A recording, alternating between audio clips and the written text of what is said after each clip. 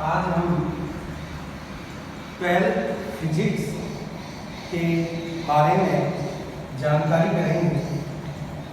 पहला चैप्टर है electric charge and electric field, वैद्युत आवेश एवं वैद्युत क्षेत्र।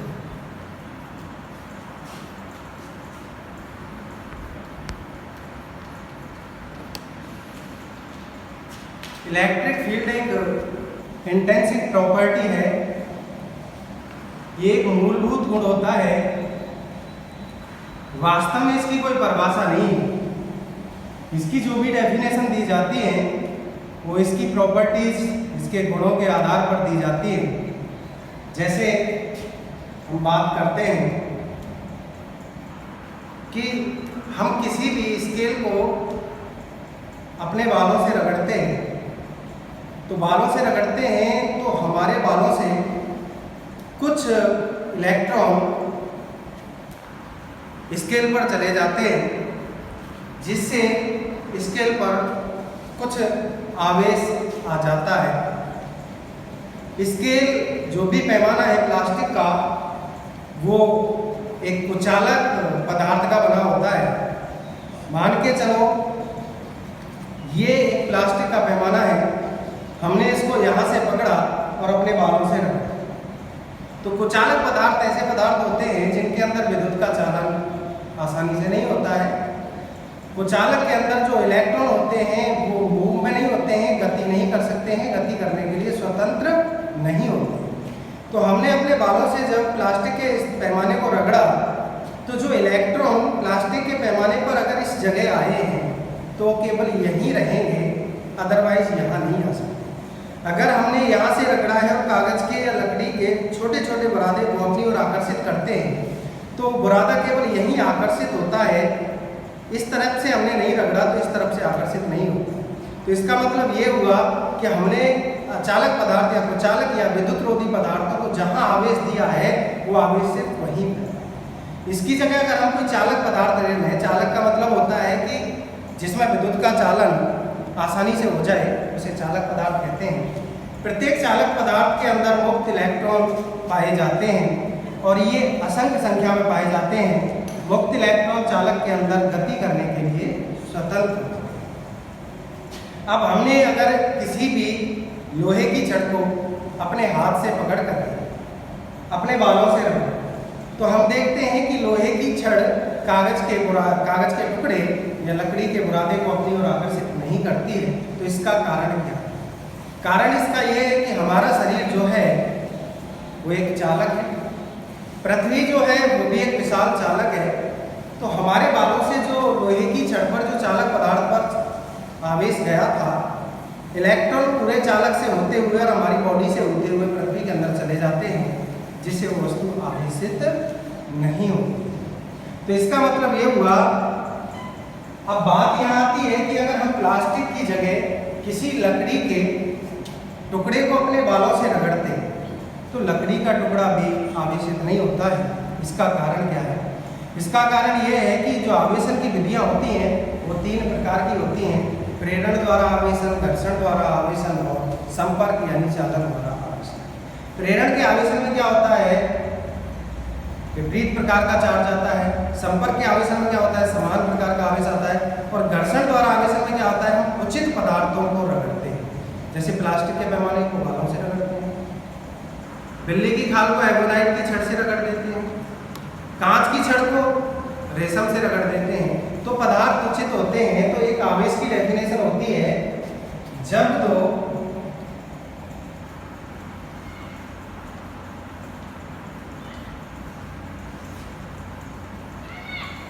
स्वतंत्र अवस्था में पड़े हुए उचित पदार्थों को, पदार्थ उचित होने चाहिए,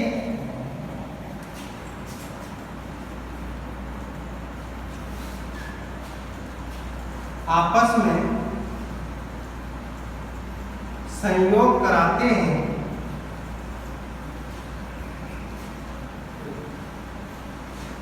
तो वह पदार्थ क्रियाशील हो जाते हैं।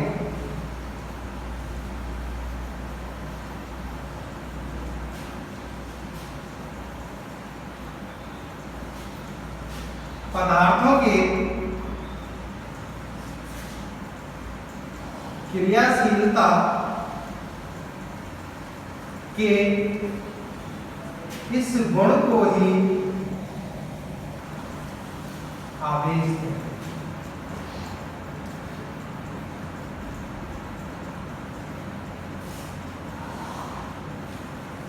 सबसे पहले एक वैज्ञानिक थे यूनान के, जिनका नाम था थेल्स।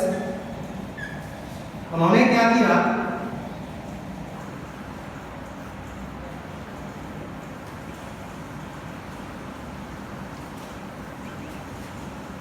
थेल्स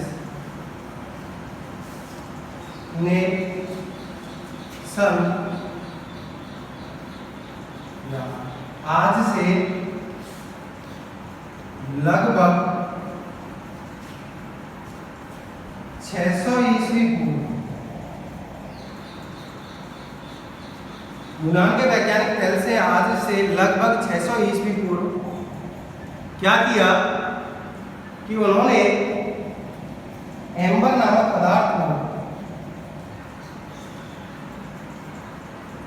एम्बर का मतलब ग्रीक भाषा में होता है इलेक्ट्रॉन, ग्रीक भाषा में अर्थ इलेक्ट्रॉन।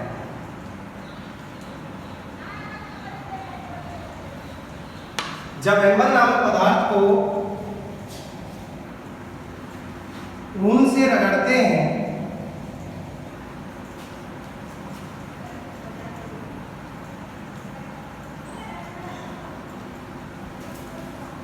तो उन्होंने देखा कि उनमें हल्के हल्के पदार्थ जैसे कागज के टुकड़े या लकड़ी का बुरादा, इनको अपनी ओर आकर्षित करने का गुण आता है। आज से लगभग कितने वर्ष पहले, 600 ईस्वी पूर्व, यूनान के एक वैज्ञानिक हुए जिनका नाम थेल्स था। उन्होंने क्या किया, उन्होंने एम्बर नामक पदार्थ को ऊन से रगड़ा और ऊन से रगड़ने के बाद देखा कि उनमें हल्के हल्के पदार्थ जैसे कागज के टुकड़े या लकड़ी के बुरादे को अपनी ओर आकर्षित करने का गुण आ गया। तो जिस कारण यह गुण आया, उसी गुण को आवेश कहा।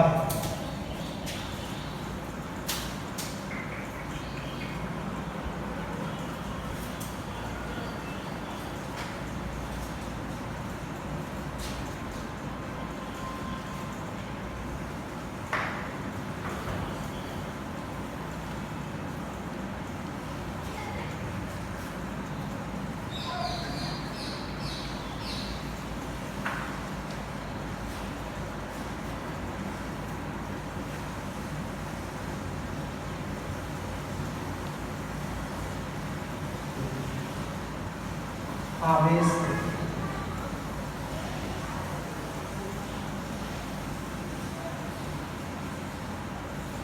आवेश जो होता है वो एक अदिश राशि होता है। स्केलर क्वांटिटीज होती है। स्केलर क्वांटिटी जो अदिश राशियां होती है उनमें केवल मैग्नीट्यूड की आवश्यकता होती है, परिमाण की आवश्यकता होती है, डायरेक्शन दिशा की आवश्यकता नहीं होती, और ना ही आवेश में कोई डायरेक्शन होती है। इसलिए ये अदिश राशि होती है। आवेश एक अदिश राशि है।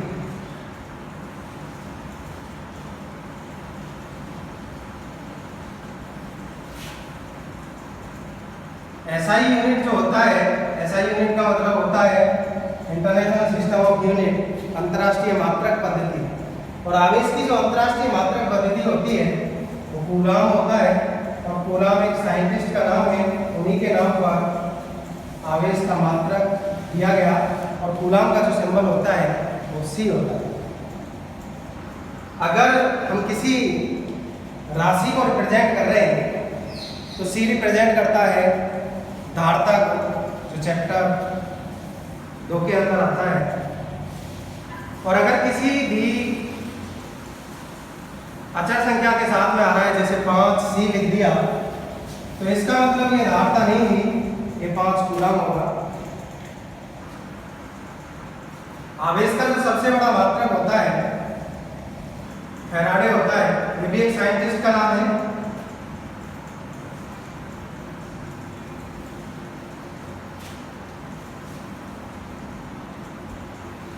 फैराडे होता है, और फैराडे के नियम हम चैप्टर 12 की जो क्लास है चैप्टर 6 के अंदर फैराडे के नियम को पढ़ेंगे।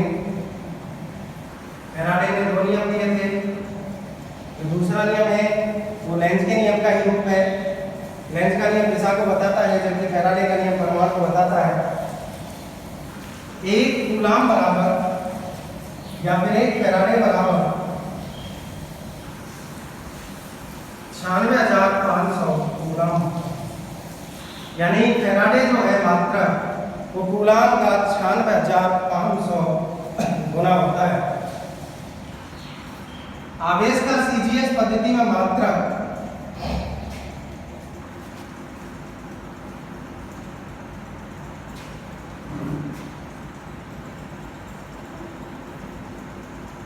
स्टेट कूलम होता है।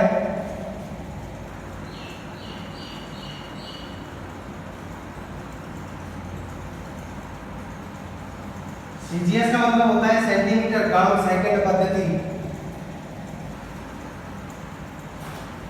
एक कूलम में 3 × 10⁹ ESU।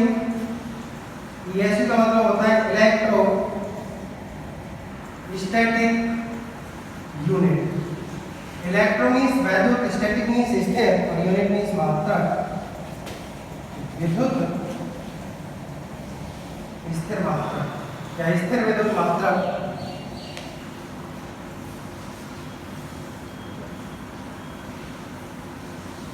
या इसको हम ऐसे भी कह सकते हैं, ESU की जगह फ्रैंकलिन ले सकते हैं। और अगर कोई ये पूछता है कि आवेश का सबसे छोटा मात्रक क्या होता है, तो आवेश का सबसे छोटा मात्रक फ्रैंकलिन ही होता है। ये भी एक साइंटिस्ट का नाम है।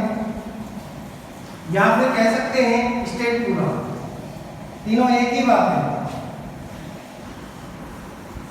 एक कूलम में 3 × 10⁹ ESU होता है, या फ्रैंकलिन होता है, या स्टेट कूलम होता है।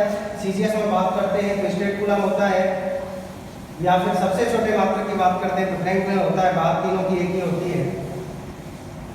एक कूलम में 1/10 EMU भी होता है। EMU की फुल फॉर्म होती है इलेक्ट्रो मैग्नेटिक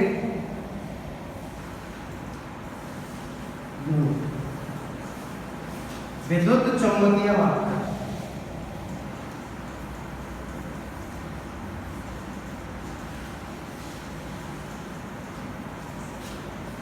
या इसे एफ कूलम भी कह सकते हैं।